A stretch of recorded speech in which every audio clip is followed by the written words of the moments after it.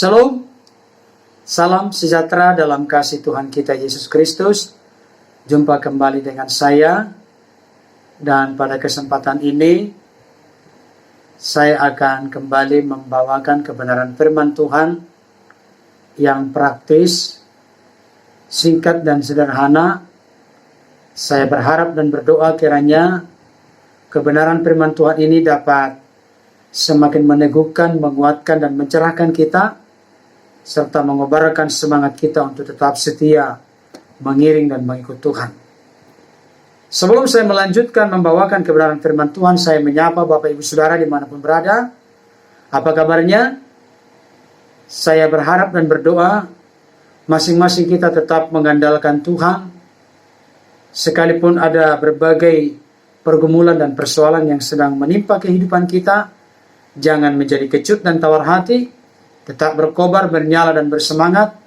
Andalkan Tuhan, karena setiap orang yang mengandalkan Tuhan tidak akan pernah dikecewakan dan dipermalukannya. Baik Bapak Ibu Saudara, pada kesempatan ini saya akan membawakan kebenaran firman Tuhan sebagai bagian dari lanjutan firman Tuhan yang sudah saya bawakan sebelumnya. Hidup adalah perjalanan. Kalau kita menempuh sebuah perjalanan, berarti ada sesuatu yang kita harus tuju. Dan tentunya kita harus sampai kepada tujuan yang kita inginkan dan harapkan. Bagaimana supaya kita ini tetap berjalan di jalan yang lurus, sehingga kita sampai kepada tujuan? Maka ada beberapa hal penting yang menjadi sikap, bagian, dan tanggung jawab kita. Kita tidak mungkin berbelok ke kiri dan ke kanan ketika kita ingin mencapai sebuah tujuan. Nah, oleh karena itu, pada kesempatan ini dan beberapa kesempatan berikutnya, saya akan menunjukkan kepada kita kunci supaya kita berada di jalan yang lurus. Dan masuk pada bagian yang pertama, kita harus berpikir lurus. Saya ulangi sekali lagi. Kunci supaya kita berada di jalan yang lurus, maka yang pertama adalah kita harus berpikir lurus. Firman Tuhan saya bacakan untuk kita dari Mazmur pasal 8 ayat yang ke-6. Demikianlah bunyinya. Namun engkau telah membuatnya, maksudnya menciptakan manusia, hampir sama seperti Allah, dan telah memahkotainya dengan kemuliaan dan hormat. Bapak Ibu Saudara yang dikasihi oleh Tuhan, dari ayat ini jelas terlihat bahwa manusia diciptakan hampir sama seperti Allah. Diberinya kemuliaan, kehormatan, dan kekuasaan atas seluruh ciptaannya. Oleh karena itu, mari kita luruskan pemikiran kita yang salah tentang diri kita. Tuhan Sang Pencipta merancang manusia bukan untuk menjadi nobody, tetapi menjadi somebody. Manusia diciptakan oleh Tuhan menurut gambar dan rupanya. Artinya, manusia memiliki kapasitas yang luar biasa di dalam dirinya. Semua kegiatan dan gerak tubuh kita diatur dan diperintah oleh otak yang luar biasa, dan tentunya merupakan ciptaan Tuhan. Bukankah ini semua menunjukkan kepada kita betapa pentingnya pikiran dalam hidup ini?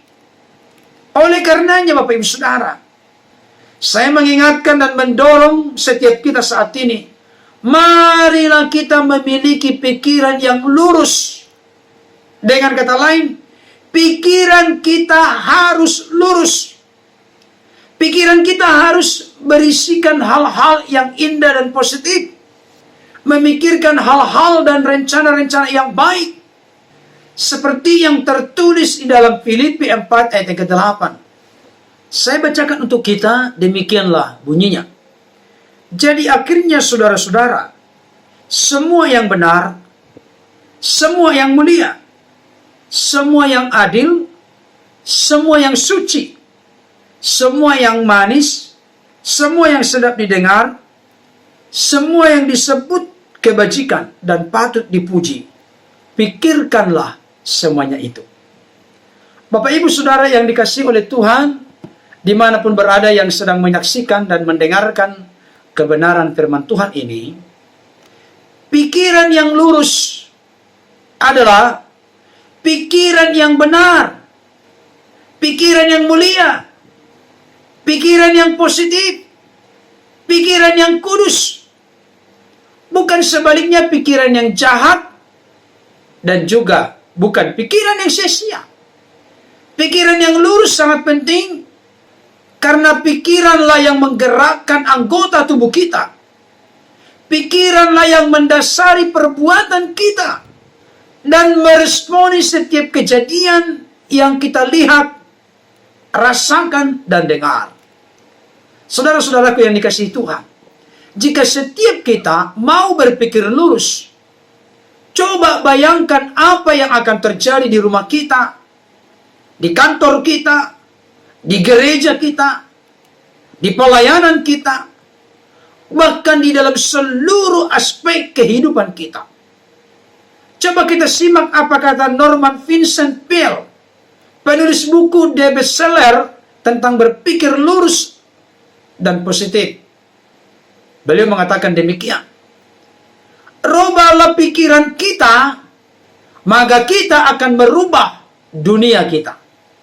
Oleh karena itu Bapak Ibu Saudara, kita perlu berdoa seperti pemazmur berdoa di dalam Mazmur 139 ayat 23. Demikian bunyinya: selidikilah aku ya Allah, dan kenallah hatiku.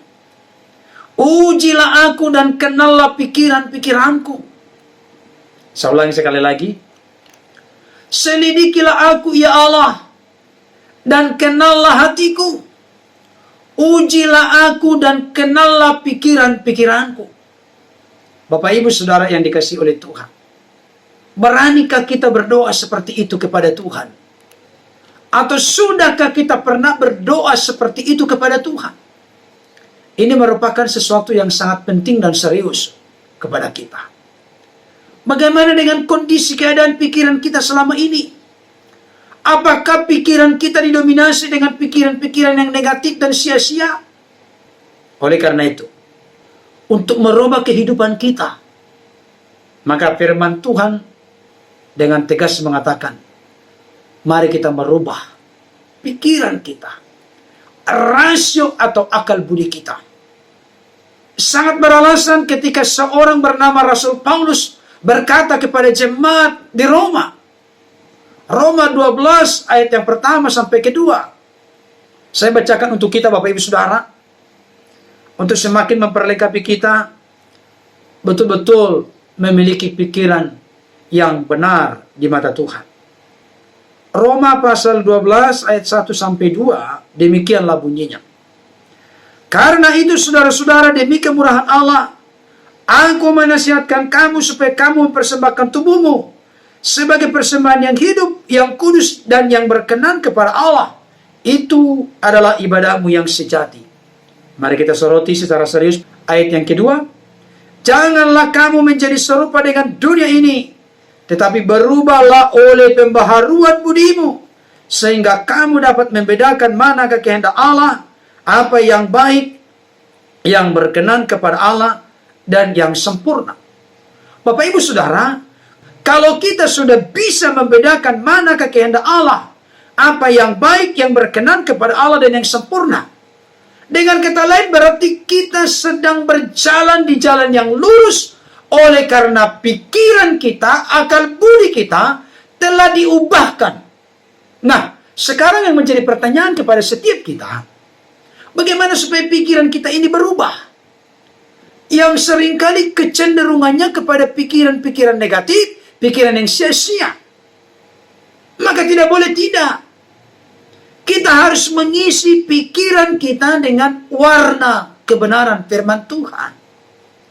Setiap hari, setiap waktu, setiap saat, mari kita simpan firman itu di dalam hati kita, dan akhirnya nanti akan mengalir mengisi pikiran kita, maka pikiran kita akan diarahkan oleh Roh Kudus untuk selaras dan sesuai dengan kebenaran firman Tuhan. Ini menjadi sesuatu yang perlu kita simak dan perhatikan bersama. Jadi berjalan di jalan yang lurus bukan seperti semudah membalik tangan, atau hanya sekedar dengan kata-kata kita, oh ya, aku mau berjalan di jalan yang lurus. Dengan demikian aku mau memiliki pikiran yang lurus atau pikiran yang positif. Bukan sekedar kata-kata, tapi ada action, ada tindakan konkret, aksi nyata yang kita lakukan. Di mana kita punya kesukaan, punya kerinduan untuk merenungkan firman Tuhan siang dan malam, sehingga firman Tuhan itu menjadi warna dari hati kita, warna dari pikiran kita. Karena di dalamnya firman itu telah menyatu bagi hidup kita. Bapak Ibu Saudara yang dikasihi Tuhan, karena itu setiap saat ketika kita bersekutu dengan Tuhan, katakanlah bersama, selidiki aku, lihat hatiku, ujilah hatiku, ujilah pikiran-pikiranku, kenallah pikiran-pikiranku. Sehingga hati kita, pikiran kita, hidup kita selalu diperbaharui dari hari ke hari, sehingga menjadi serupa seperti Kristus. Dan nanti pada akhirnya, pada puncaknya, akan tergenapi dan terjadi dalam hidup kita seperti Rasul Paulus berkata kepada jemaat Filipi, hendaklah kamu menaruh pikiran dan perasaan seperti yang terdapat dalam Kristus Yesus.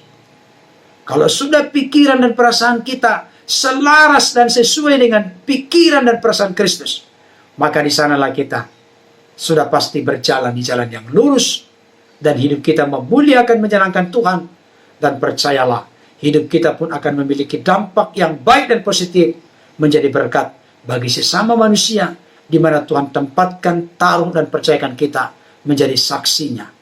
Kiranya kebenaran firman Tuhan ini dapat menjadi berkat bagi kita. Tuhan Yesus memberkati. Amin.